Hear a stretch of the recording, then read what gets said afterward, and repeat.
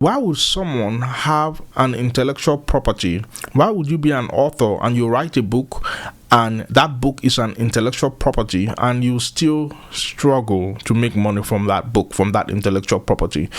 Doesn't it sound funny? Doesn't it sound crazy? Right? Just imagine a real estate developer builds a house, develops a property, and puts it on the market, and yet that real estate developer is unable to break even, is unable to make money. Well, that sounds funny, doesn't it? Now tell me in the comment section what that feels like.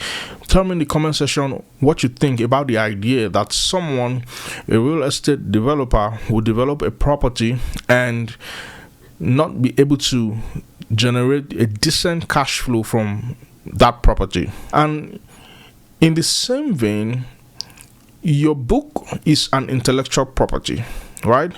Just the way you have a real estate property, your book is an intellectual property. Just the way you have a real estate, your book is a virtual estate, right?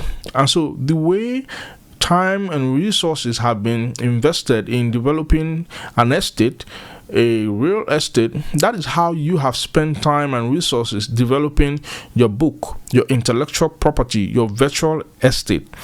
And so doesn't it sound funny that having spent time, energy, resources, your sweat and blood to write your book, to conceptualize the idea, write your book, format the book, give it to someone to edit it, proofread the book, and then publish that book, whether through a traditional publisher or through an online or self-publishing platform, you publish that book and yet you can barely make any money from the book. You earn just $2 to $5 from a sale of a book, or you earn $12 from the sale of a $30 book, right?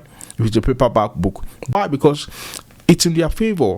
If they only give you $12 for a $30 book that you put on their platform. And the reason why most authors are okay with this is because they have believed 4 lies, right? So let me ask you a question. Now, if you go to the highway just outside your house, just come out of your house, you're going to see a lot of cars moving on the highway. And if we were to do a rough calculation, maybe 1,000 vehicles move through that express every day, right?